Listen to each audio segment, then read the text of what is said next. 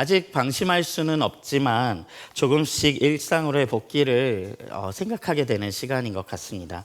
물론 이전과 똑같은 일상, 완전히 똑같은 일상은 없을 것이라는 게 많은 전문가들의 예측이더라고요. 지금 우리가 경험하고 있는 모습 중에 어떤 부분들은 앞으로도 우리가 계속 같이 안고 가야 하는 삶의 모습이라는 이야기들을 합니다.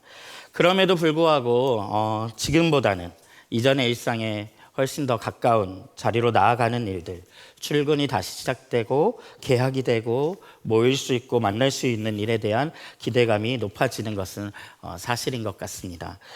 우리나라는 비교적 경제 봉쇄도 없이 이 시간을 잘 지나온 편이지만 그럼에도 불구하고 온 나라가 이 정도로 멈추었다가 다시 열리는 것 같은 이런 참 이례적인 일이기 때문에 일상으로의 복귀라는 워딩이 주는 정서가 뭔가 닫혔던 문을 열고 다시 세상으로 나아가는 것 같은 심상을 불러일으킵니다.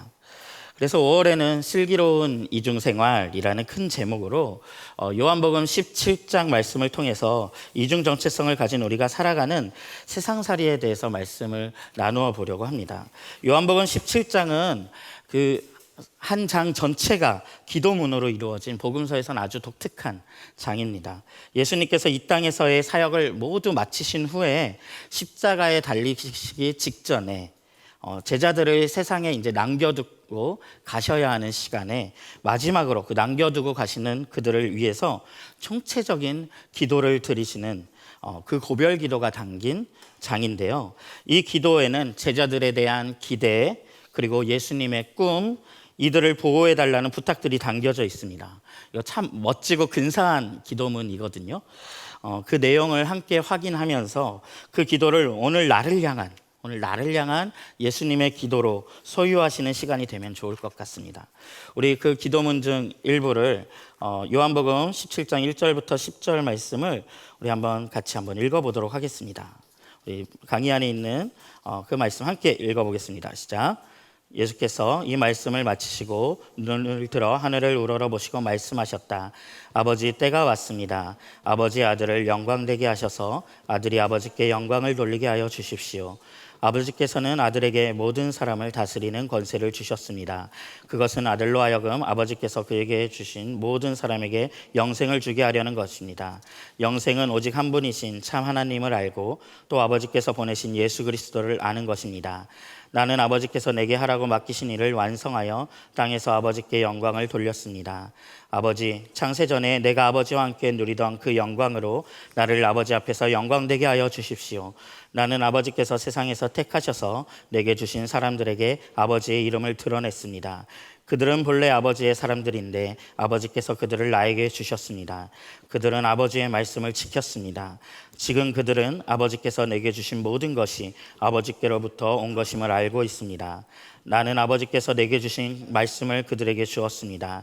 그들은 그 말씀을 받아들였으며 내가 아버지께로부터 온 것을 참으로 알았고 또 아버지께서 나를 보내신 것을 믿었습니다. 나는 그들을 위하여 빕니다. 나는 세상을 위하여 비는 것이 아니고 아버지께서 내게 주신 사람들을 위하여 빕니다. 그들은 모두 아버지의 사람들입니다. 나의 것은 모두 아버지의 것이고 아버지의 것은 모두 나의 것입니다. 나는 그들로 말미암아 영광을 받았습니다. 아멘. 우리는 분명히 하나님께 택함 받은 자로 그리고 하나님의 나라에 속한 이 땅에서의 임시체류자라는 정체성으로 살아가지만 실제로 우리가 대부분의 시간을 보내게 되는 곳은 세상이라는 공동의 공간입니다. 우리는 그곳에서 우리의 이중 정체성을 가진 자들과 또는 우리와 달리 하나님을 잘 모르는 사람들과 뒤섞여서 함께 살아갑니다.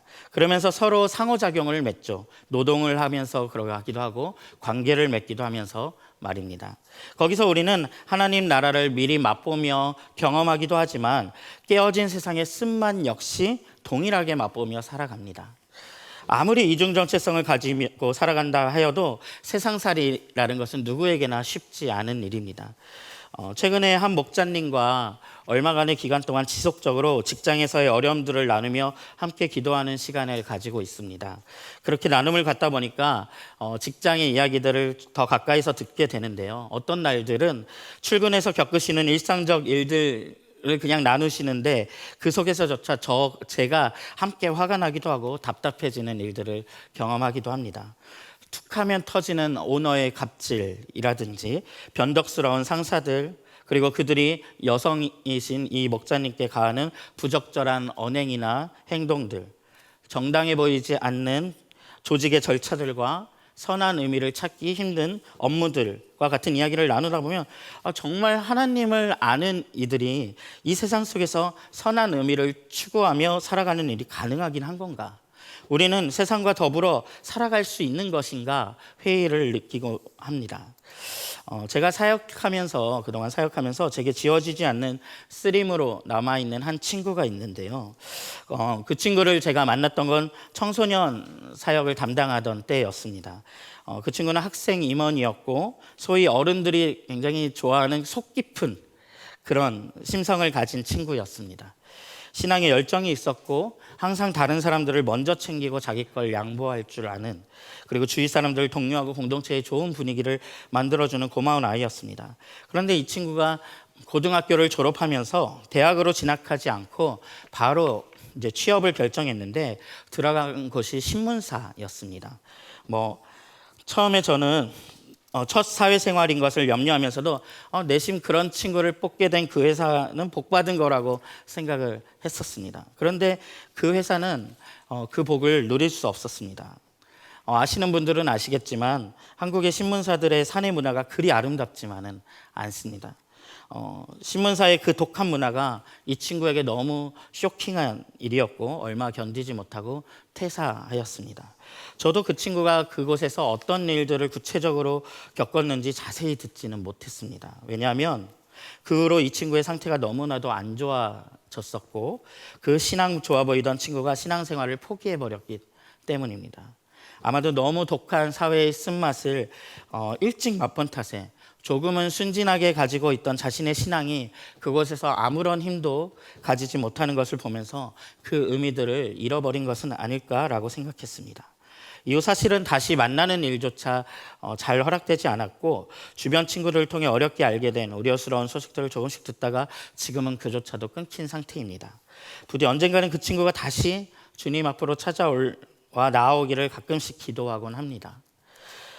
우리 중에는 직장인도 있고 자영업을 하시는 분들도 계시고 프리랜서로 일하시는 분들, 가정에서의 일들을 주로 하시는 분들, 공부를 하는 분들, 학생들, 취업을 준비하는 분들, 다양한 상황 속에 사람들이 이 예배를 함께 드리고 있습니다. 이런 분류만으로도 이렇게나 다양한데 실제 삶의 모습은 얼마나 다양한 모습이겠습니까? 그럼에도 불구하고 비록 우리는 그 강도도 양상도 상황도 다를지언정 어느 정도는 세상살이의 한복판에서 비슷한 압박과 허탈함, 무력감을 경험하면서 살아갑니다. 우리가 따르는 진리라는 것이 정말 그렇게 험악한 삶터에서는 소용없는 것들인가? 왜 진리를 따르는 우리에게 여전히 세상살이가 어렵고 고통이 뒤따르는가? 그곳에서 우리의 정체성은 어떤 의미를 가지는가? 이런 질문들을 던져봅니다. 코로나19 이후 세상은 어떤 모습일까요? 여러분, 세상이 조금은 달라질까요? 예측 중에 이제 재밌는 예측으로 앞으로 재택근무가 늘어나면서 사무실은 적어지고 주상복합 형태의 주거 형태가 많아질 거라는 이야기를 들었습니다. 사람들이 밖으로 나가지 않고 한 블럭 안에서 모든 자신의 생활을 해결할 수 있는 형태의 주거 형태.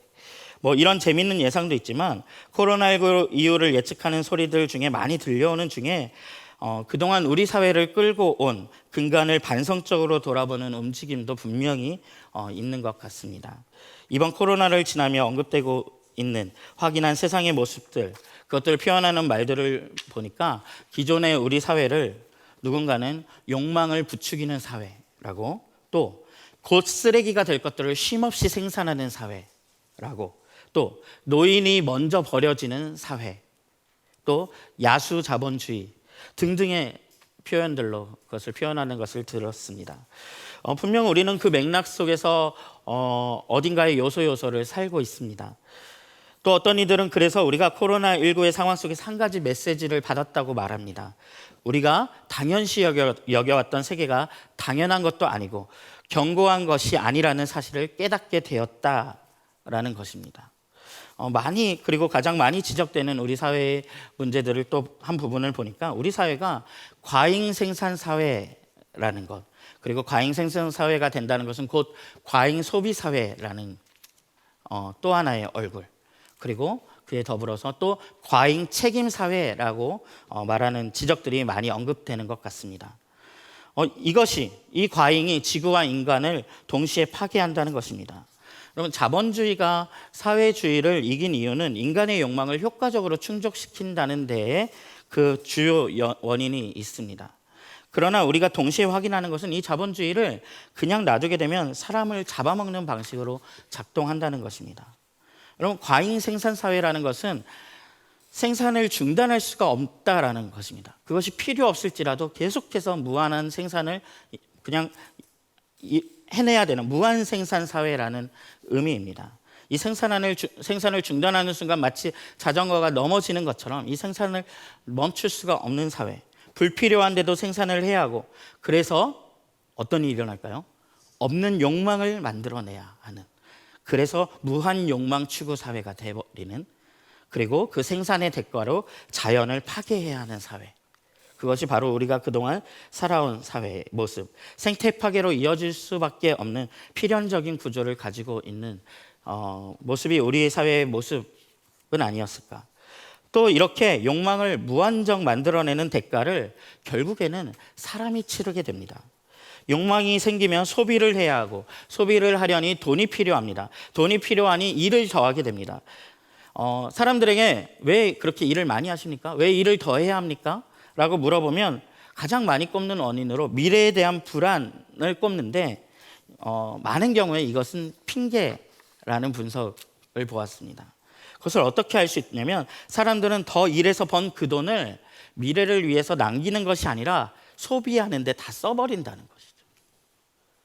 이런 구조, 그래서 사람들은 사실 소비하기 위해서 돈을 버는 것입니다.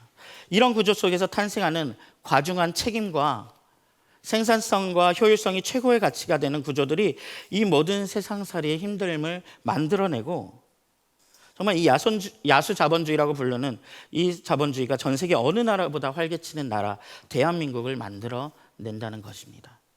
이는 동시에 실업과 불평등의 극심한 원인이 되고, 전 세계 최고 수준의 실업, 불평등, 산재 사망률, 이천 화재 사건과 같은 산업 재난들을 만들어냅니다. 이러한 분석과 지적들이 여러 전문가들의 입을 통해서 흘러나오는 것을 우리는 듣고 있습니다. 여러분, 왜 이런 이야기들이 나올까요? 코로나19가 이런 사회의 기형적 구조를 돌아볼 기회라고 생각하는 것입니다. 확실히 지난 시간의 근간들의 물음표와 의문들이 던져지고 있죠. 가장 대표적으로는 미국이라는 사회에 대한 인식과 신뢰도가 변하고 있기도 하고, 우리가 살아온 방식, 우리가 당연하게 생각해왔던 가치들에 대한 의심을 시작했습니다. 그러면 이러한 시기에 우리의 역할은 없을까요? 우리의 역할은 사실 코로나19가 아니더라도 본래부터 욕망을 쫓아 무작정 달려가는 세상을 향해 질문하게 하고 삶의 의미를 생각해보게 하는 자리에 서 있어야 하는 사람들입니다. 우리는 본래 이중 정체성을 가진 자로서 세상 속에서 다른 가치를 보여주고 대안적인 삶을 이야기해야 하는 사람들입니다. 그런 의미에서 우리는 코로나19의 맥락이 아니더라도 그런 역할을 감당하고 있는 사람들로 그들 가운데 섞여 함께 살아가야 하고, 지금과 같은 때에는 더욱더 예리한 질문이 우리에게 필요한 때인 것 같습니다. 쇼크 독트린이라는 말이 있습니다. 나오미 클레인이라는 캐나다 저널리스트가 처음 사용한 말인데요. 어떤 사회에 쇼크가 왔을 때 그 술렁거림을 이용해서 사람들을 선동해서 어떤 원하는 방향으로 사람들을 끌고 가는 행위를 말합니다. 실제로 영국 등에서 일어났던 신자유주의적인 자본주의가 그 독점적인 지위를 유지하기 위해서 자연재해나 전쟁이나 테러 등을 야기하거나 이용한다라는 분석이 이 논의의 주요 고발 대상입니다. 우리나라의 예시를 들어보자면 IMF 이야기를 해볼 수 있겠죠. IMF 이후로 돈이 없음에 대한 공포가 사람들의 마음을 장악합니다. 삶을 장악합니다. 경제적 가치가 절대적 가치가 된 사회로 변모하게 된 것입니다. 이전에도 경제적 가치는 우리 사회에서 분명히 높은 순위를 차지하는 가치였지만 예전에는 그래도 내가 돈을 좋아한다는 것을 밝히는 것이 조금은 부끄러운 일이었고 그것이 덜 노골적이었던 반면에 IMF 이후로 부자 되세요와 같은 카피라이트들이 상징하던 욕망이 노골적으로 표현되게 되는 변화를 겪었습니다. IMF의 영향력은 대단했습니다. 세계관 자체가 달라지는 경험이었습니다. 뭔가 기술이 발전하고 이런 것과는 차원이 다른 변화죠. 왜 이렇게까지 큰 변화를 그런 쇼크 때마다 겪을까요? 그것을 이 사회를 유지하고 있는 그 세계관이 불완전하기 때문입니다. 코로나19 이후에도 세상은 많은 변화를 겪을 것입니다. 쇼크 독트린이라는 개념 자체는 부정적인 의미가 크지만 쇼크 독트린을 통해 우리가 알 수 있는 것은 이런 큰 쇼크가 있을 때 사람들의 움직임이 분명히 있다는 것입니다. 사회적으로 던져지는 화두를 따라 움직이는 변화가 분명히 존재한다는 것입니다. 어떤 이들은 이것을 조작하려고까지 할 것입니다. 그래서 코로나19 이후 당분간 변화와 기존으로 돌아가려는 저항이 동시에 공존할 것입니다. 이는 지금이 위기이자 기회, 움직임의 시간임을 뜻합니다. 사람들이 질문을 갖는 시간, 그래서 바른 질문이 필요한 시간, 그 속에 우리의 역할이 있을 것입니다. 지금 세상엔 우리의 역할이 필요합니다. 우리가 세상 속에서 잘 서 있는 것이 매우 중요한 일입니다. 이런 때에 그래서 우리는 예측에는 민감하되 흔들리지 않는 본질을 확인하고 붙잡고 있어야만 합니다. 세상 속에서 살아가는 우리가 어떻게 이 본질을 잊지 않고 붙잡고 살아갈 수 있을까요? 누군가는 이렇게 말하실 것 같습니다. 목사님, 나 하나 건사하기도 힘들다는데 지금 무슨 말씀을 하시는 겁니까? 또는 우리가 무슨 힘이 있나요? 보세요, 제가 얼마나 하찮은 존재인데요. 우리가 하는 소리를 누가 듣기나 합니까? 정말 그럴까요?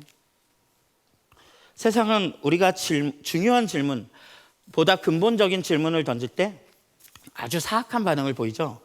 우리가 일상생활 속에서 아주 진지한 질문을 던지면 뭐라고 하나요? 요즘 편한가 보네? 네가 요즘 한가하구나 라고 하죠. 사악하기 그지없는 반응입니다. 질문을 원천봉쇄해버리죠.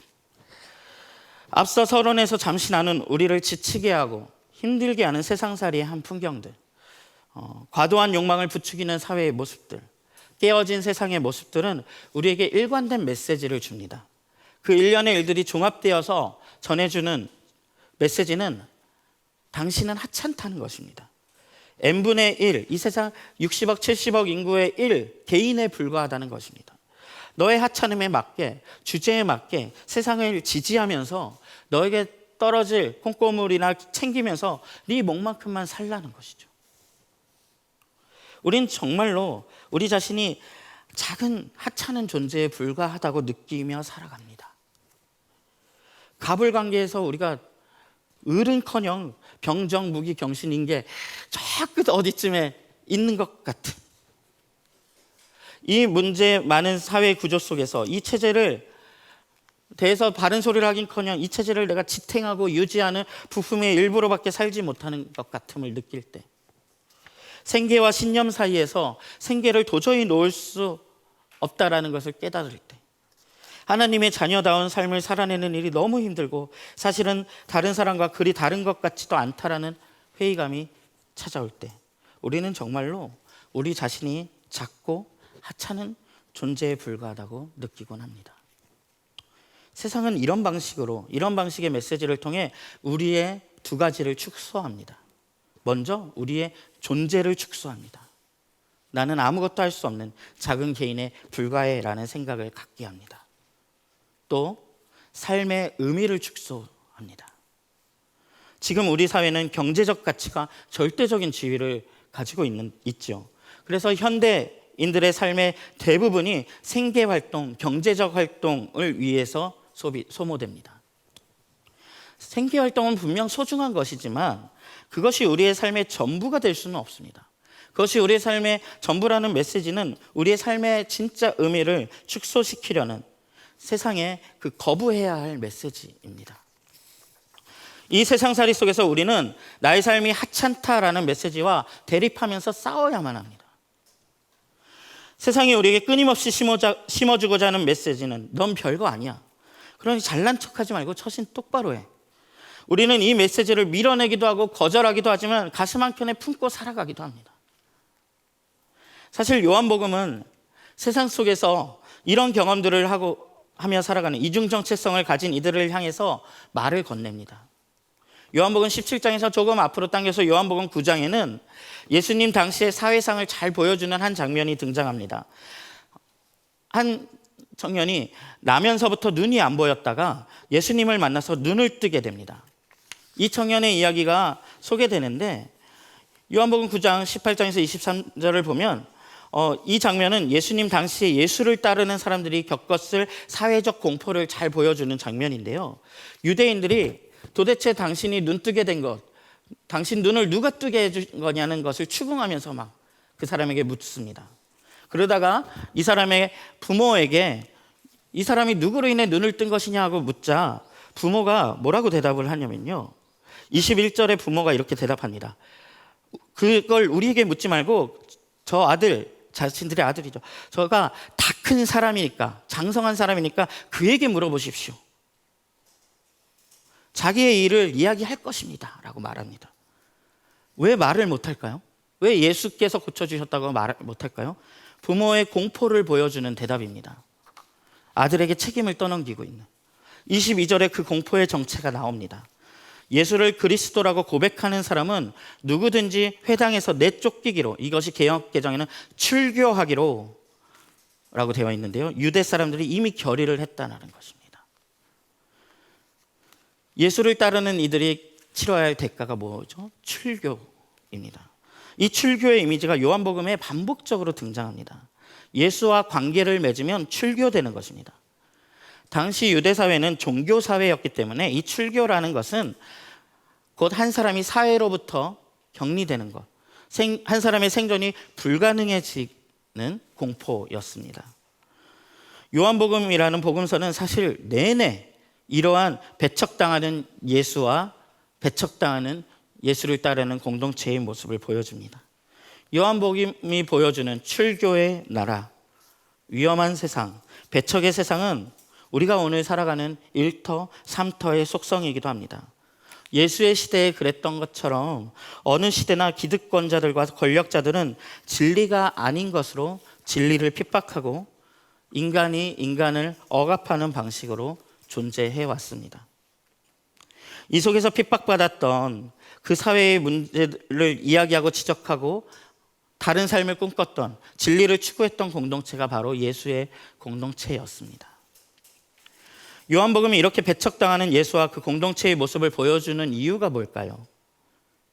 당시 예수를 따르는 무리들, 이 요한복음을 읽었을 이 무리들이 실제로 세상 속에서 어려움을 당했기 때문입니다. 그래서 요한복음의 중요한 기록 목적이 되는 메시지는 당신이 당한 그 거절을 예수께서 먼저 당하셨습니다 라는 것입니다. 그리고 그 예수님의 모습을 통해 어떻게 세상의 메시지에 굴복하지 않고 견디어 성공적인 세상살이를 해낼 수 있는지를 말하고 있습니다. 그래서 요한복음에서 예수님과 세상의 관계, 그리고 예수님께서 아버지신 하나님과 맺으시는 그 관계는 우리가 따라가야 할 세상살이의 어떤 관계적인 모델로서 우리에게 제시됩니다. 그렇게 세상 속에서 해야 할 일들을 모두 마치신 예수는 이제 요한복음 17장에서 제자들과의 이별을 준비하면서 세상에 남겨질, 세상으로 보내어질 제자들을 위해서 기도합니다. 그것이 바로 우리가 만나볼 기도문입니다. 이 기도에서 예수님께서 제자들을 위해 기도하며 구하시는 내용을 통해서 우리의 세상살이에 정말 필요한 것들이 무엇인지 우리는 알게 될 것입니다. 또 이 기도에서 보여지는 예수님과 하나님과의 관계, 예수님과 세상의 관계 속에서 우리가 가져야 할 관계의 모습들을 배울 수 있을 것입니다. 거기서 우리는 우리를 하찮은 존재에 머물게 하려는 세상의 메시지를 뛰어넘는 길을 발견하게 될 것입니다. 하찮음에 머물지 않는 인생이 되기 위해서 필요한 힘을 함께 살펴보도록 하죠. 먼저 요한복음 17장 1절부터 3절을 다시 한 번만 읽어보도록 하겠습니다. 함께 읽겠습니다. 예수께서 이 말씀을 마치시고 눈을 들어 하늘을 우러러보시고 말씀하셨다. 아버지, 때가 왔습니다. 아버지의 아들을 영광되게 하셔서 아들이 아버지께 영광을 돌리게 하여 주십시오. 아버지께서는 아들에게 모든 사람을 다스리는 권세를 주셨습니다. 그것은 아들로 하여금 아버지께서 그에게 주신 모든 사람에게 영생을 주게 하려는 것입니다. 영생은 오직 한 분이신 참 하나님을 알고 또 아버지께서 보내신 예수 그리스도를 아는 것입니다. 예수께서 세상에 사시는 동안 내내 그러하셨듯이 마지막이 다가오는 순간에도 예수님은 아버지께 기도하셨습니다. 이 하나님과 기도하는 관계가 우리에게도 기초가 되어야 합니다. 그리고 자신에게 주어진 사람들에게 한 가장 중요한 일로서 영생을 주는 일을 언급하십니다. 우리의 세상살이에 있어서 우리가 우리의 매일을 견딜 수 있게 하는 가장 중요한 일이 있다면 그것은 아버지 안에 거하는 것입니다. 세상 속에서 살아가는 예수의 권세는 1차적으로 영생을 주기 위한 권세라고 지금 말씀하시며 기도하십니다. 방금 읽으신 3절은 2절을 설명하는, 해석하는 주석과 같은 역할을 하는 해설인데요. 영생이 무엇인지에 대해서 설명해 줍니다. 예수께서 우리에게 주고자 하시는 그 영생이 무엇인가를 설명해 줍니다. 영생은 단순히 영원히 사는, 죽지 않는 것을 의미한 것이 아닙니다. 아버지이신 하나님을 아는 것과 아들이신 예수를 아는 것이 바로 영생입니다. 여기서 아는 것이란 인격적인 관계를 의미합니다. 하나님과 예수님과 인격적 관계 안에서 살아가는 것을 의미합니다. 여러분, 영생이란 단어를 쓰인 용례가 재밌지 않습니까? 이 시대의 우리조차도 영생이라는 단어를 들으면 단순히 초월적인 영원히 이어지는 시간을 그냥 떠올리는데 요한복음은 아버지와 아들을 아는 관계라고 말하는 것이 참 놀랍습니다. 이 영생의 또 다른 뜻은 하나님 나라를 앞서 사는 것을 의미합니다. 즉 우리가 이미 임한 하나님 나라라고 말할 때 우리는 하나님과 예수님과의 관계 안에 사는 것을 말합니다. 바로 이것이 우리가 세상을 살아감에 있어서 가장 먼저 확인해야 할 지점입니다. 영생이란 단어를 들으면 죽음 이후의 이야기처럼 아주 먼 미래의 이야기, 우리의 지금의 주 관심사가 아닌 이야기처럼 우리는 듣지만 영생이란 오늘 내가 하나님과 아들이신 예수와 맺고 있는 바로 그 관계를 의미합니다. 우리가 세상을 살아가면서 어떤 일이든 할 수 있죠.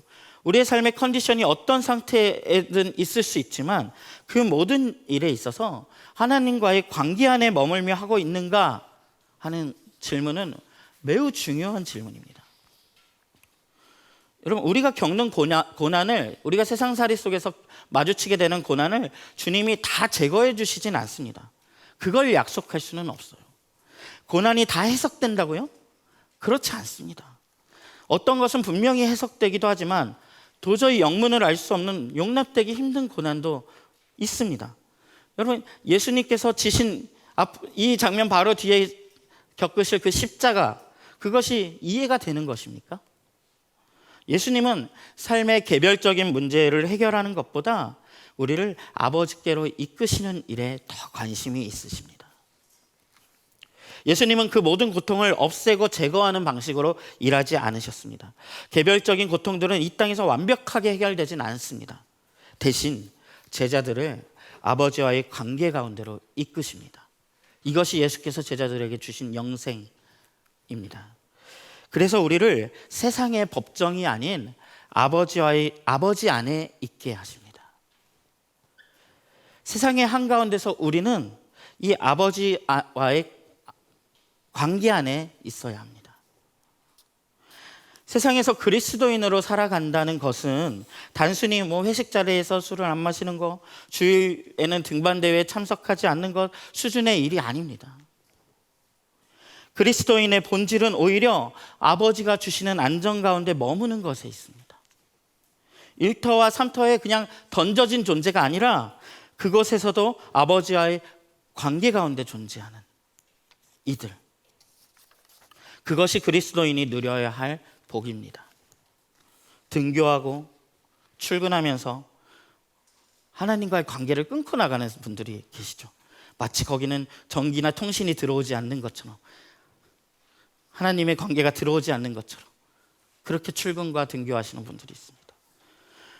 여러분, 회사의 상사로 인해 힘든 그 순간에도, 회사의 동료로 인해 힘든 그 순간에도 그 감정을 가지고 아버지 안에 거하면서 그 상황과 감정을 바라보아야 합니다. 이것이 우리가 소유한 영생의 의미입니다.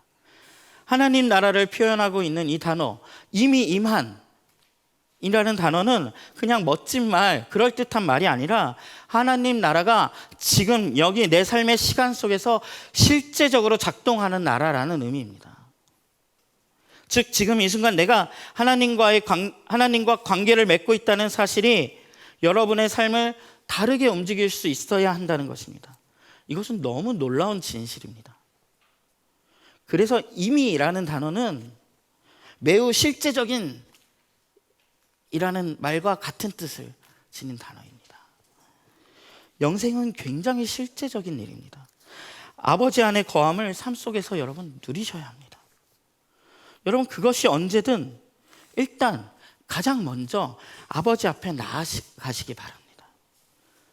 지금 여러분이 가지고 계신 문제가 어떤 문제이든 여러분, 결국 세상에선 그 답을 찾을 수 없습니다. 세상엔 그 답이 없습니다. 아버지 안에 거한다는 것은 단순히 큰 거시적인 진리를 알고 고백하고 말하는 것이 아니라 우리가 오늘 이 자리에서 서로 관계를 맺고 나누듯이 아버지이신 하나님과 그 관계를 오늘도 누릴 수 있다는 놀라운 누림이고 가능성입니다. 정말 많은 그리스도인들에게 해드리고 싶은 말입니다. 이걸 정말 누리고 계신가요? 관계의 누림에서 나아가서 오늘도 역사하시는 그 통치를 믿는 것, 내가 누구 앞에서 살아가는 것인지를 매일 기억하는 것, 이것이 우리가 가장 먼저 힘써야 할 중요한 일입니다. 우리는 때로는 하던 일을 멈추어 가게를 접기도 하고 퇴사를 하기도 하고 이직을 하기도 하고 또는 새로운 시작을 하기도 하고 멈춰서기도 하고 새로운 진리를 선택하기도 합니다. 무언가 공부를 시작하기도 합니다. 세상살이의 시간 속에서 그 모든 것이 가능하나 그것을 하나님 앞에서 하나님과의 연결됨 안에서 하고 있는가? 하나님께 나아가서 그 일들을 바라보고 있는가? 오늘 하루 출근하거나 등교하거나 외출할 때에도 나의 아이를 키우는 그 자리에 나아갈 때에도 하나님 앞에 나아가는가? 아니면 하나님을 떠나 다녀오겠습니다 하고 집을 나서는가? 아버지 안에 거하는 것이 우리의 삶의 모든 것을 결정짓습니다. 우리는 아버지 안에서만 우리의 올바른 정체성을 확인할 수 있습니다. 아버지 안에 거하는 것만이 상대적이고 비교적인 기준 대신에 하나님의 형상임을 기억하게 합니다. 앞서 서론에서 직장에서의 어려움들을 함께 나누고 기도하고 있는 목자님의 이야기를 말씀드렸지요. 그 목자님께서 어렵고 힘든 직장의 환경 속에서도 아버지 앞으로 나아감의 중요성을 배워가시면서 어떤 날에는 고백들을 나누어 주시곤 합니다. 그 어느 날의 고백을 조금만 나누자면, 목사님, 하나님의 사랑에 정말 많이 감동하게 되네요. 제 안에 폭풍이 생겨 저를 압도할 때면 제 내면은 흙탕물을 휘저어 놓은 것처럼 엉망진창이 됩니다. 어떤 감정은 가장 무거워 빨리 가라앉고 어떤 감정의 찌꺼기는 가라앉지 않고 계속 떠다닙니다. 그리고 가장 빨리 가라앉아 맨 밑에 깔려 금방 보이지 않게 되는 것이 수치심임을 알게 됩니다. 사실은 그게 가장 무겁고 큰 감정입니다. 그 위에 제가 다른 것들을 쌓아 올려 수치심을 가리려 하며 살았었네요. 그 옛 모습인 사상 누각을 허물고 부인하고 그 후에 드러나는 저의 모든 것을 주님이 가장 깊은 내면을 어루만지시는구나 요즘 더 느끼고 있습니다. 제가 이 고백을 전해받았을 때 얼마나 기뻤었는지 모릅니다. 여전히 힘든 상황 속에 있고 여전히 여러 알 수 없는 감정들과 수치심들이 나 가운데 존재하고 있지만 주님이 그것을 만지시도록 내어드리는 나아감, 이 힘이 계속해서 목자님을 이끌기를 기도했습니다. 우리에게 폭풍 같은 감정들이 생길 때 그것을 그냥 내 안으로 눌러버리거나 아니면 세상 밖으로 발산해버리면 그것은 해결도 되지 못하고 어떤 위로도 찾지 못한 채 비정상적인 왜곡된 모습으로 우리 안에 떠다니게 됩니다. 그러나 우리의 일상의 모든 상황들을 아버지 앞으로 가지고 가서 아버지 안에 거할 수 있다면 그 모든 상황과 감정들에 대한 새로운 감정과 관점을 얻을 수 있을 것입니다. 왜 사는지, 무엇을 해야 할지, 내가 누구이며 왜 존재하는지를 알게 됩니다. 성취의 방식이 말하는 네 인생이 하찮다는 말에 속지 않게 됩니다. 여러분, 현실의 시간 속에서 기도하시기 바랍니다. 학교, 회사, 가정, 가게, 학원, 독서실 어느 자리에서건 이 감정을 가지고 하나님 앞에 서시기 바랍니다. 예수님께서는 이 아버지 안에 거하는 일이 얼마나 중요한지를 가장 잘 아셨습니다. 그래서 5절에서도 내가 예수님께서 다른 것이 아닌 아버지 앞에서 영광을 얻기를 원합니다. 아버지 앞에서라고 말씀하시며 아버지와 함께 있는 것을 원하시는 예수의 모습을 보여주십니다. 시작을 아버지와 했듯 마지막을 아버지와 함께 하기를 원하십니다. 우리도 이 연합 속으로 이끌어 주시기를 기도해야 합니다. 두 번째로 기억해야 할 것은 우리는 세상에 그냥 있게 된 것이 아니라 보냄받은 것이라는 사실입니다. 우리는 던져진 것이 아니라 그냥 방치된 것이 아니라 고아처럼 그냥 있게 된 것이 아니라 보냄받은 자들입니다. 예수님은 하나님께서 자신을 보내셨음을 기억하셨고 자신을 보내신 분을 기억했습니다. 그리고 예수님은 분명히 말씀하시기를 우리를 세상으로 보내셨다고 말씀하십니다. 우리 17장 6절과 18절을 우리 한번 같이 읽어볼까요? 시작. 나는 아버지께서 세상에서 택하셔서 내게 주신 사람들에게 아버지의 이름을 드러냈습니다. 그들은 본래 아버지의 사람들인데 아버지께서 그들을 나에게 주셨습니다. 그들은 아버지의 말씀을 지켰습니다. 아버지께서 나를 세상에 보내신 것 같이 나도 그들을 세상으로 보냈습니다. 이 주제에 대해서는 다음 주에 조금 더 살펴보게 될 것이기에 간단하게 우리는 보냄받았으며 보내신 분이 있다는 사실을 기억하고, 여러분, 보냄받았다라는 것은 무슨 의미입니까? 보냄받았다라는 것은 우리에게 요청하시는 역할이 있다라는 것입니다. 그것을 기억하는 것으로 넘어가겠습니다. 한 가지만 더 짚어보자면 6절에 예수님께서 제자들을 가리켜 그들이 아버지의 말씀을 지켰다라고 말씀하십니다. 이 제자들을 뜻하거든요. 제자들이 말씀을 지켰다. 여러분, 이때 제자들이 아버지의 말씀을 정말로 지켰습니까? 참 아이러니하게도 조금 있으면 이 제자들 예수님 곁에서 다 예수님을 버리고 도망갈 제자들입니다. 그럼에도 불구하고 이렇게 말씀하신 예수님의 말 속에서 우리는 예수님이 우리를 어떻게 바라보고 계신지 관점을 알 수 있습니다. 여러분, 세상은 우리에게 어떤 기대를 가지고 있을까요? 기대를 하긴 하나요? 제가 보니까 세상에 많은 자리들이 어떤 자리가 있을 때 거기에 더 적합한 누군가가 잘 오기를 바라는 것이 아니라 그 TO의 싸움을 합니다. 더 적합한 사람이 물러날지라도 나에게 그 기회가 오기를. 이것이 세상의 모습입니다. 그런데 예수님의 기대는 지금 제자들을 보면서 뭐라고 합니까? 말씀을 지킨 자들이라고 그들을 일컫고 있습니다. 말씀을 지키는 일, 이것은 예수님의 영광을 대표하는 예수님의 특징입니다. 말씀을 성취하는 자. 즉 말씀을 지킨 자들이라는 것은 이 땅 가운데서 예수를 대신하는 자들임을 의미합니다. 여러분 보냄받은 우리는 분명히 예수님을 대신하는 자들이며 역할을 부여받은 자들입니다. 우린 그냥 살아서는 안 됩니다. 세상에 대한 문제의식을 가져야만 합니다. 우리도 이 시대에 정말 예수님의 일을 위임받은 자들로서, 정말 이 세상의 구조에 그냥 순응하지 않고 질문을 던지는 자들로서 존재할 수 있기를 소망합니다. 세 번째로 이럴 때 우리가 이 모든 사실로 인하여 깨닫게 되는 것은 우리의 삶의 본질이 영광이라는 것입니다. 여러분, 이미 들은 사실만으로도 우리의 삶은 하찮지 않습니다. 그런데 거기서 한 발짝 더 나아가서 우리는 영광을 위해서 지음받은 존재들이라고 말씀하십니다. 예수님께서는 계속해서 자신의 영광을 아버지께 구합니다. 우리 한번 5절을 같이 한번 읽어볼까요? 17장 5절 함께 읽겠습니다. 아버지, 창세전에 내가 아버지와 함께 누리던 그 영광으로 나를 아버지 앞에서 영광되게 하여 주십시오. 요한복음은 줄곧 예수께서 영광을 얻는 길을 걸으셨다고 말합니다. 예수님은 자신의 삶이 영광에 다다르기를 원하셨고 그 길을 걸으셨습니다. 예수가 먼저 그 영광의 길을 걸었기에 우리가 걷는 길이 영광의 길이 될 수 있는 가능성이 열렸습니다. 여러분, 예수를 따라가는 길은 그래서 하찮은 길이 아닌 영광스러운 길입니다.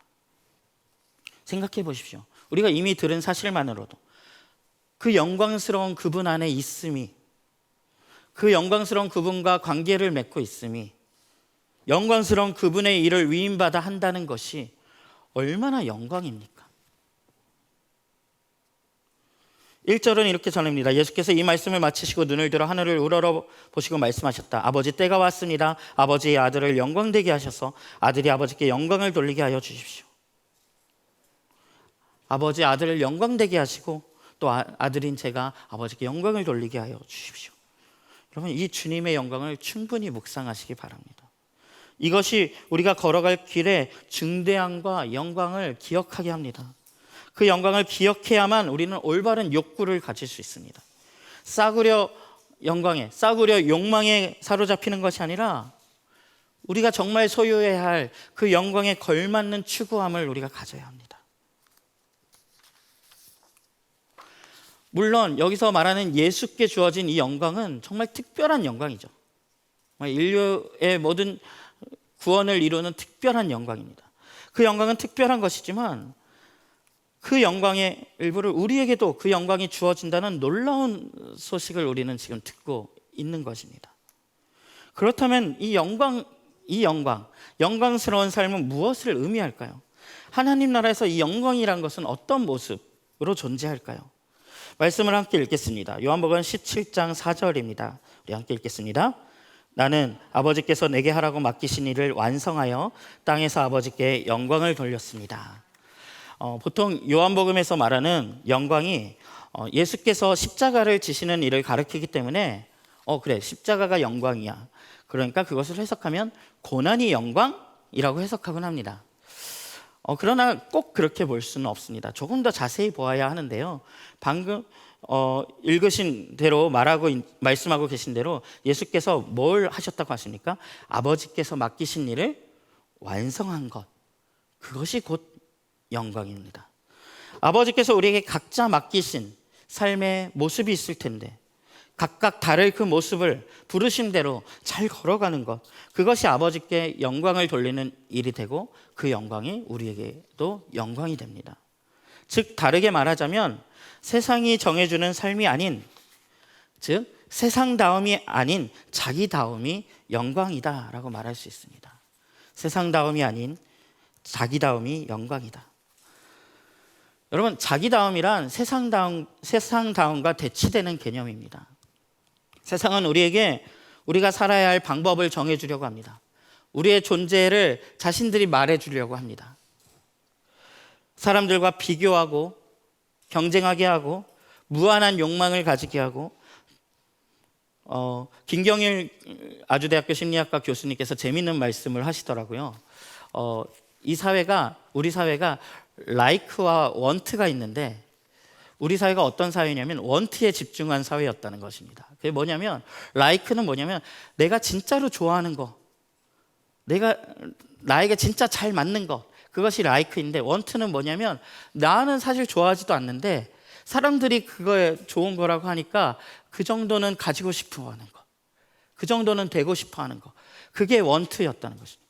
근데 우리 사회는 지금까지 라이크가 아닌 그 원투에 맞춰서 사람들이 쫓아가는 사회였는데 기대하시기로는 코로나19 이후로 우리가 이 원투보다는 라이크에 집중할 때 훨씬 더 쓸데없는 원투들을 소비하지 않을 수 있고 그것의 삶을 쓸데없이 낭비하지 않을 수 있고 그냥 나의 소소한 것일지라도 내가 좋아하는 그것들과 더불어 만족감을 느낄 수 있다, 뭐 이런 이야기를 하셨는데요. 실제로 우리의 삶의 모습은 좋아하지 않는 것들을 다른 사람들이 부러워한다는 이유만으로 소비하면서 살아갑니다.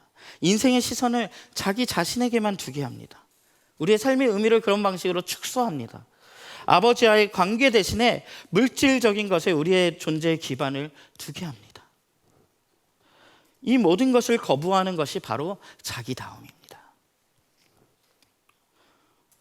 예수님께서 영광을 얻으셨던 방법은 이 자기다움을 지키시고 자기다운 그 길을 마침내 걸어가시는 것이었습니다. 여러분, 기독교에서 흔히 사용하는 용어인 옛사람을 버리고 새사람이 된다라는 말 속에서 옛사람을 버린다는 것은 세상이 나에게 정해준 그 우선순위들을 버린다라는 의미이기도 합니다. 우리는 하나님께 택하심을 받은 사람들입니다. 그리고 하나님 나라에 속한 사람들입니다. 세상과 다른 기준, 다른 선택을 가질 수밖에 없는 사람들입니다. 이 다름을 영광의 은폐성이라고 부르기도 합니다. 이 은폐성, 요한복음에서 말하는 이 영광은 누구나 볼 수 있는 것이 아닙니다. 예수가 가시는 그 길이 왜 영광의 길인지 알아볼 수 있는 자들은 소수였습니다. 표적을 행하셨을 때에도 제자들만 알아보고 예수님이 가신 그 길의 가치를 알아보는 이들에게만 그것이 영광임이 이해가 되었습니다. 소수만이 그 영광을 꿰뚫어 봅니다. 그런데 그 은폐성 가운데 우리가 깨닫게 되는 그 영광, 그것이 우리의 자기다움입니다. 그리고 그것에 속한 우리는 걸어가야만 하는 길이 있습니다. 우리 각자 모두에게 주어진 부르심이 있습니다. 많은 사람들이 자기다움이라고 하면 어떤 나의 취미, 기호를 말하는 것으로 생각합니다. 여러분, 그것들 잘 누리며 사시기를 바랍니다. 그러나 그것은 오히려 때로는 희생될 수도 있는 것들입니다. 내가 가야 하는 길에 필요하다면 예수님이 그러셨던 것처럼 자기다움의 길을 잊지 않기 위해서는 아버지 안에 거하는 것이 전제되어야만 합니다. 이 자기다움에 대한 오해 중에 하나는 이 자기다움은 내가 정하는 것이라고 생각을 하는데, 여러분, 이 자기다움은 이 영생의 관계 속에서만 주어지는 것입니다. 그 자기다움만이 진짜 자기다움입니다. 현대인들은 흔히 당신이 누구십니까? 라고 물으면 직업에 대해서 이야기를 하곤 합니다. 자신의 직업에 대해서. 그러나 기억하시기 바랍니다. 우리의 일터는 나의 정체성을 부여하는 것이 아닙니다. 나의 정체성은 아버지와의 관계, 그 아버지 안에 거함 속에서 생겨납니다. 하나님을 떠난 인간은 일밖에 할 것이 없다고 말하는 것을 들었습니다. 그래서 일터에서나 커리어에서의 좌절이 삶의 좌절로 이어지는 것을 우리는 흔히 봅니다. 그러나 우리의 정체성의 근간이 우리가 하는 일에 있을 수는 없습니다. 일터는 우리의 정체성을 부여하는 것이 아니라 우리가 하나님의 영광을 드러내야 할 곳입니다. 때로는 그 일터에서의 우리의 어떤 계획과 예측들이 무너질 때라도 우리는 하나님 앞에서 우리의 정체성을 확인하고 다시 나아갈 수 있습니다. 물론 정체성을 부여하지 않는다고 해서 일터가 의미가 없다는 뜻이 아닙니다. 오히려 우리는 아버지로부터 주어진 정체성을 가지고 그것에 존재하도록 아까도 말씀드렸듯이 보냄을 받았습니다. 그래서 우리는 세상 속에서 무엇을 해서 영광을 얻기 이전에 다른 정체성을 가진 존재로 인해 세상에서 아버지를 드러냅니다. 이것은 매우 중요한 이야기입니다. 우리는 늘 세상에서 무엇을 해야 세상을 변화시킬 수 있을까를 먼저 고민하고 하찮은 나의 힘, 나의 의지를 바라보고 그 작은 영향력으로 인해 좌절감과 죄책감을 가지기도 합니다. 무엇을 하느냐보다 앞서야 하는 것은 다른 정체성을 가지고 다른 가치와 기준을 가진 이로서 세상에 존재해야 합니다. 존재가 달라지면 다른 모든 것이 달라지게 되어 있습니다. 그들이 확립된 정체성을 따라 걸어갈 때 그것에서 아버지의 영광이 드러납니다. 예를 들어 존재가 바뀐 이들의 소비가 바뀔 수도 있습니다. 또 삶의 지향이 바뀔 수도 있습니다. 더 많은 소비가 아니라 더 많은 더 나은 세상, 더 나은 관계를 위해 사는 사람들이 늘어갈 때 꿈쩍도 하지 않을 것 같던 이 세상의 균열을 만들어낼 수 있습니다. 존재가 달라지면 모든 것이 달라진다는 것은 그들이 고난을 대하는 자세도 달라진다는 것을 의미합니다. 예수께서 십자가의 길을 걸으신 모습이 그분이 이 땅에 오신 큰 목적 그 자체셨던 것처럼 우리가 때로는 고난을 만날 때, 고통을 겪을 때 그것을 대하는 태도 자체가 영광을 드러내는 방법이 되기도 합니다. 그래서 자기다움이란 단순히 취향, 기호, 선호에 대한 이야기가 아니라 내 삶에 부름받은 가장 고귀한 본래의 목적에 대한 이야기입니다. 그래서 자기다움을 잃는 것, 세상다움에 자기다움을 빼앗기는 것은 우리가 존재해야 할 모습대로 있어주지 못하는 것이 영광을 가리는 것이 되고 맙니다. 그래서 그것이 우리가 정말 두려워해야 할 일일지도 모릅니다. 두 번째 말해볼 영광의 존재 방식은 영광은 나의 높아짐에 대한 것이 아니라는 것입니다. 영광은 나의 높아짐을 통해 확인되는 것이 아니라 타인을 통해서 확인됩니다. 그래서 세상의 영광과 같지 않음을 우리는 기억해야 합니다. 예수님께서 10절에 뭐라고 말씀하십니까? 나는 그들로 말미암아 영광을 받았습니다 라고 말씀하십니다. 예수님께서 자신의 영광이 어디로부터 왔다고 이야기하십니까? 내 말씀을 전해받아서 그 말씀을 지킨, 그 말씀을 받아들인 그들로 인하여 내가 영광을 받습니다. 최근에 어느 목자님께서 그렇게 고백하시는 것을 들었습니다. 가족 중에 한 사람이 생각지도 않았는데 갑자기 나를 닮고 싶다고 말해서 엄청난 부담감과 영광을 느꼈습니다. 저도 그런 경험이 있습니다. 누군가 나를 닮고 싶은 사람이 되고 싶다고 말할 때 우린 당연히 두려움과 부담을 먼저 느끼지만 사실은 그것은 매우 영광스러운 일입니다. 우리가 꿈꾸고 욕심내야 할 것이 있다면 바로 이것일지도 모릅니다. 여러분, 닮는다라는 것은 복제하는 것이 아닙니다. 그분이 하나님을 사랑하는 모습, 사람들을 사랑하는 모습, 아버지 안에 거하는 모습, 즉 말씀 안에 살아가는 그 추구와 가치를 배우는 것입니다. 누군가 이것을 그냥 복제한다면 그것은 오히려 독이 될 수도 있죠.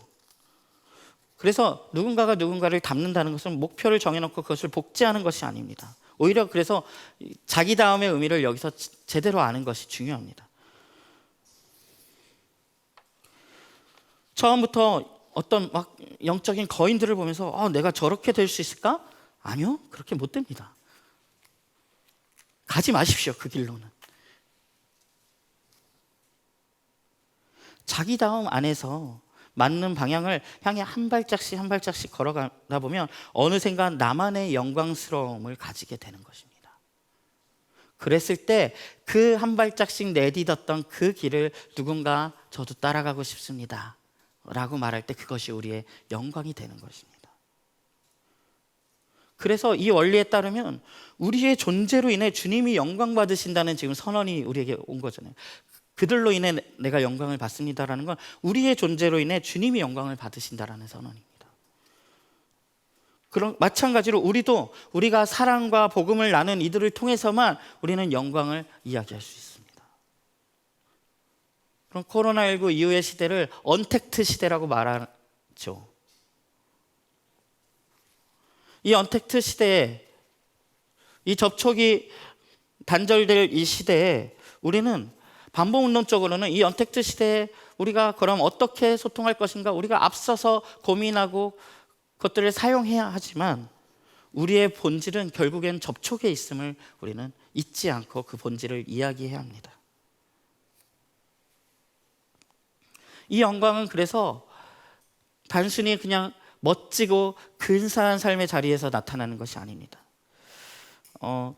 지난 주 중에 한 목자님을 뵀는데 그 목자님이 아이를 막 키우면서 목자를 하시는 이야기를 하시면서 목자님이 그런 얘기를 하시더라고요.